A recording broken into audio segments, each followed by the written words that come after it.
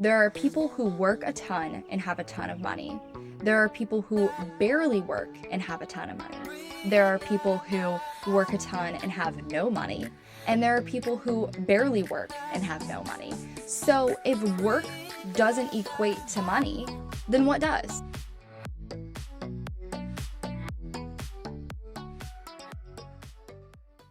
Welcome back to another episode of Initial Impressions. My name is Kaylee Pomerang and I will be your host today. I'm so stoked that you are spending some time with me, that you're investing some time into becoming a happier, healthier, more healed version of yourself. And that makes me so grateful that you come here to do that and to learn a little bit with me, play around with some new ideas, and experiment with creating the life that you want and the life that you deserve. So today's podcast is magnetizing money and how to stop treating money like a deadbeat dad.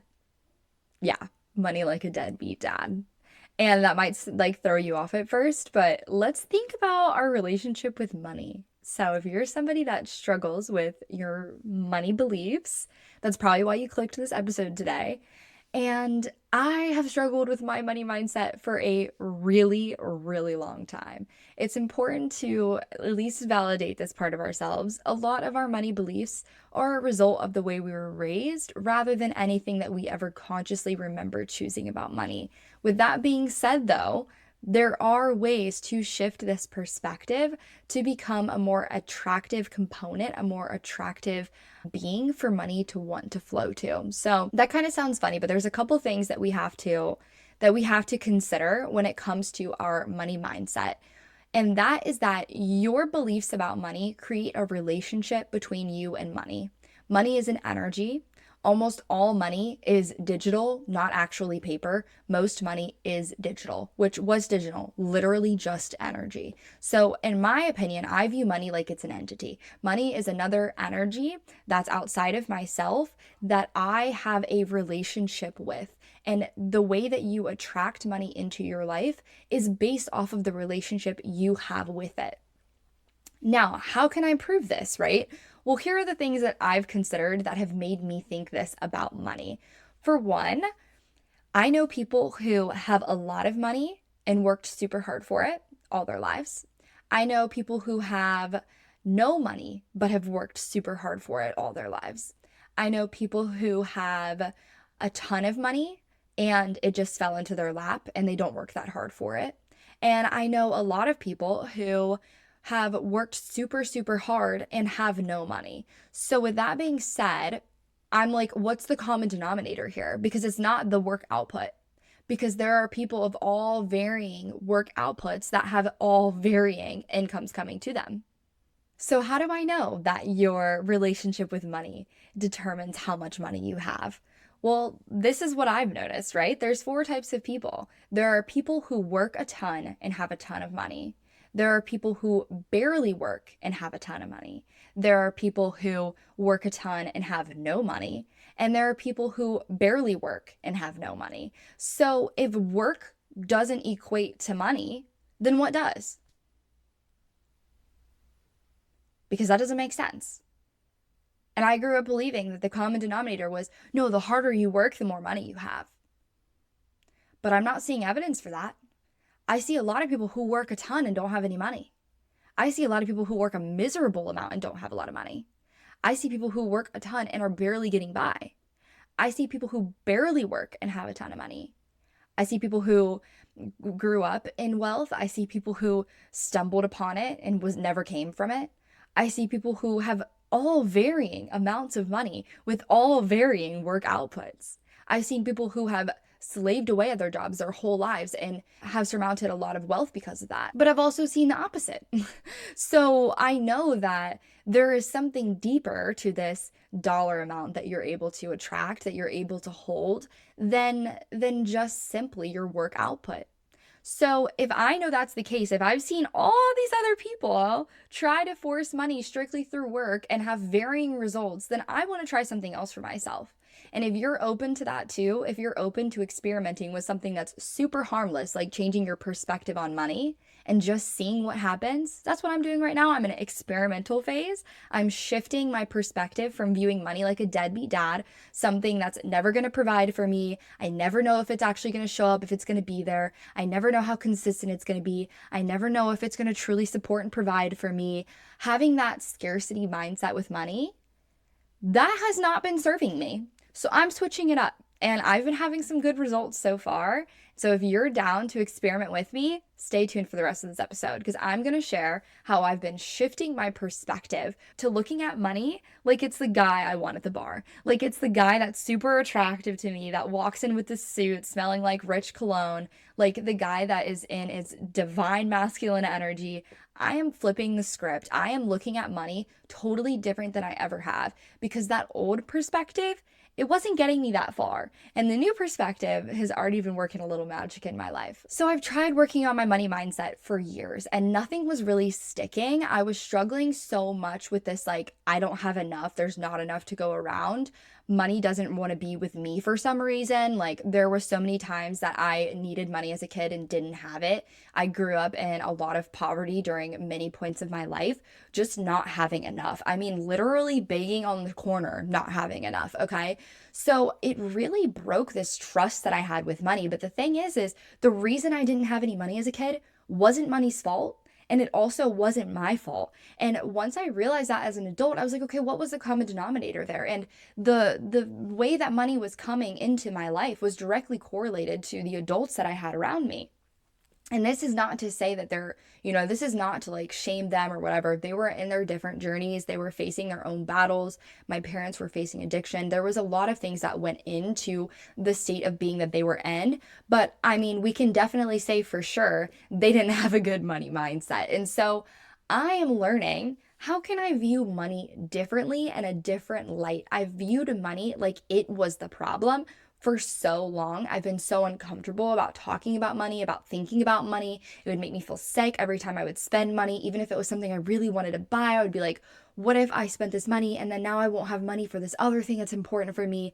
And I would just feel so much anxiety and stress around money. I felt like I could never get enough. I could never feel secure. And I don't want to feel like that anymore. And I'm done villainizing money for something that it's not its fault, okay? So we're going to talk about relationships for a minute, because I feel like when you think about your relationship with money, it gets kind of confusing to think about. So instead, we're going to think about our relationships between people, right?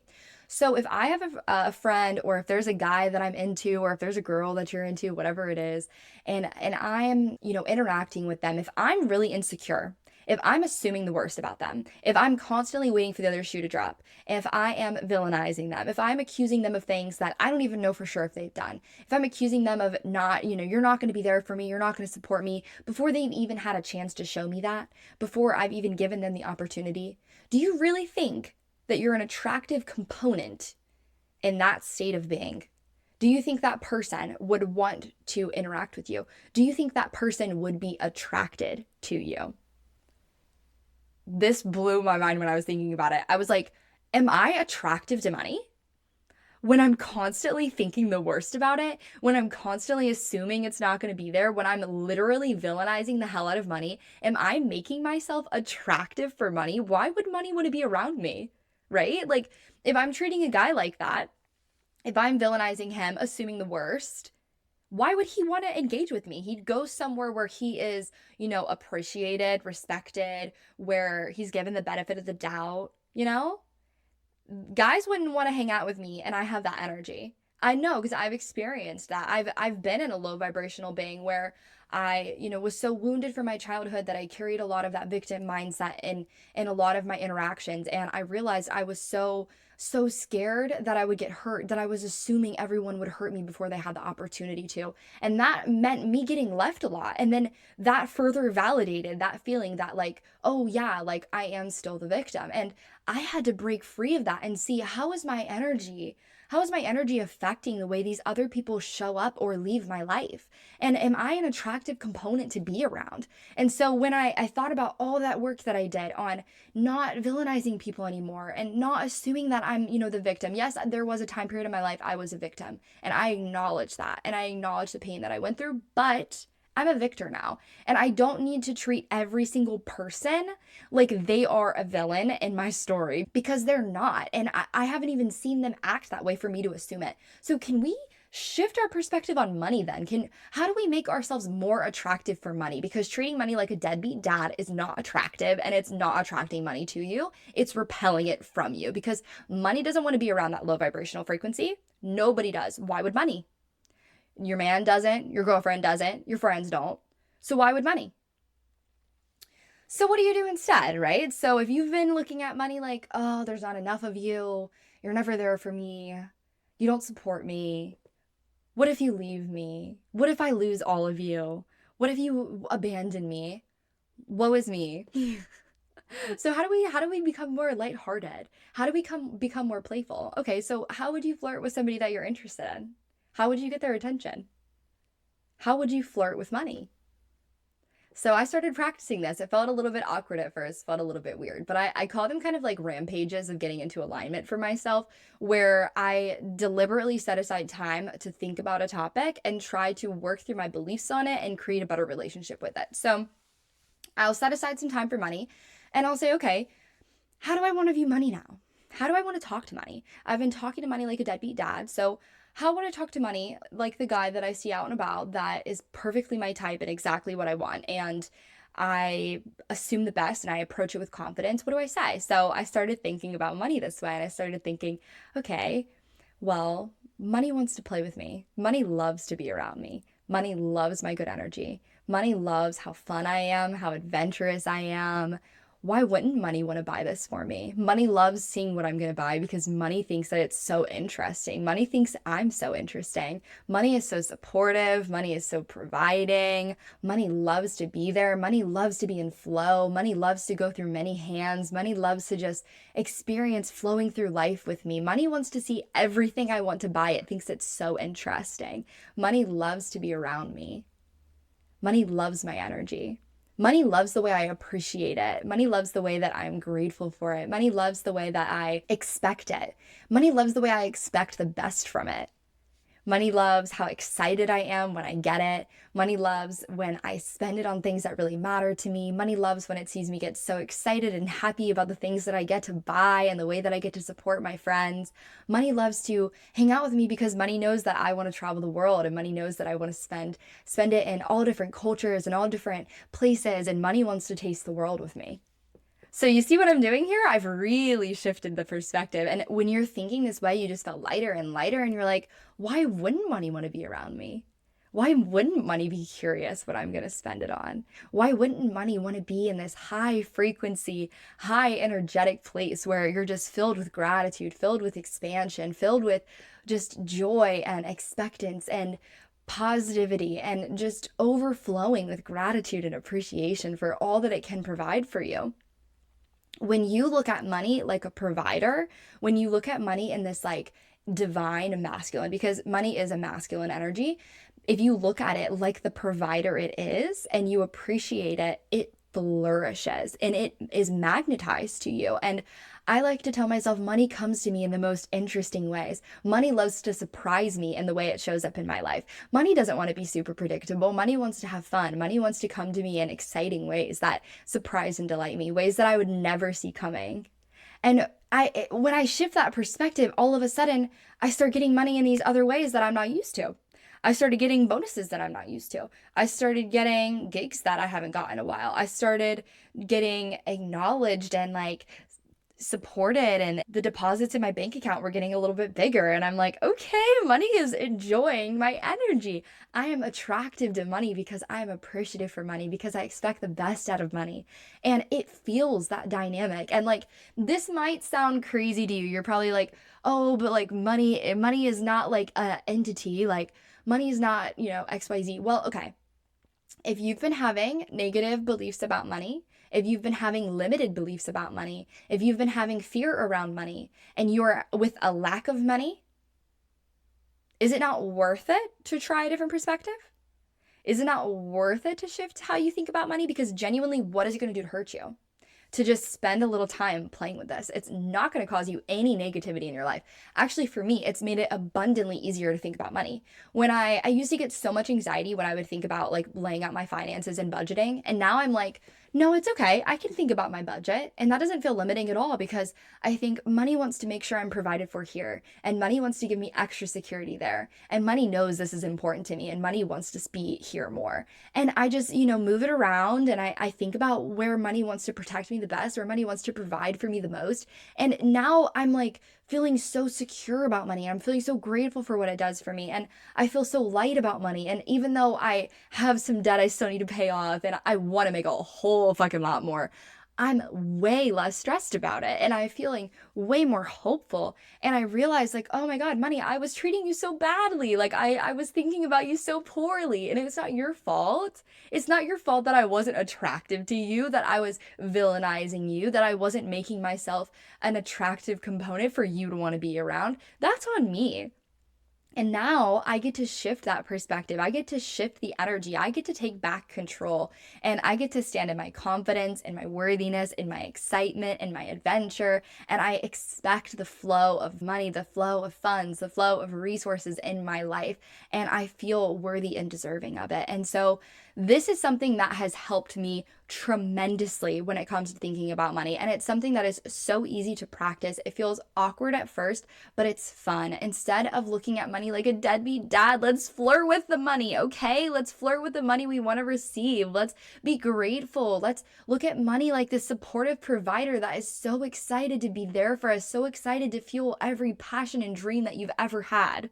And every adventure and every travel plan and all of your friends and their beautiful businesses, that you get to have the money to support them too, because the money loves to be supportive. The money loves to protect you.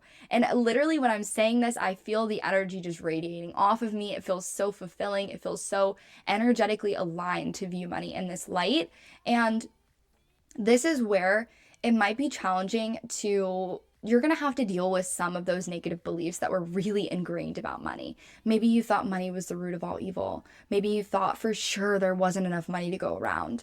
You're going to have to challenge those beliefs and try some new ones on. And it might take you back to some memories from your childhood. It might take you back to some fears, but those things are absolutely worth really, really thinking about. Because what I noticed for myself is a lot of my negative money beliefs, when I really vocalized them, I realized how inaccurate a lot of them were. Like I would say it out loud and I'd be like, that's actually ridiculous. Like that doesn't even make sense. Why was I carrying that belief?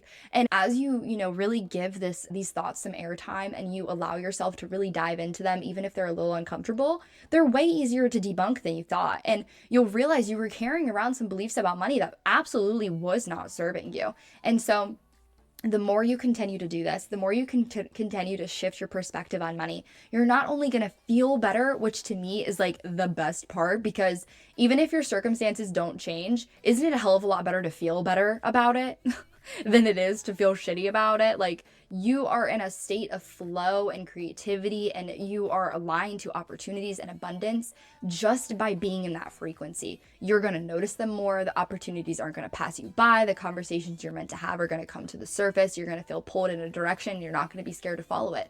You're going to notice that you're being pulled because you're going to be set in that frequency of awareness towards the opportunities and the abundance that you want to manifest in your life. You're going to be tuned in, tapped in, turned on to those things. So it's not going to hurt you to shift this perspective. It's fun. Have a little fun with it. Flirt with money. It's the season of love. Give money some love. Give yourself some love and acknowledge these fears, acknowledge these hopes, these desires, and shift yourself into a frequency that is way more aligned for the funds that you want to receive. So thank you so much for tuning into this episode. I appreciate you being here with me, you spending this time with me.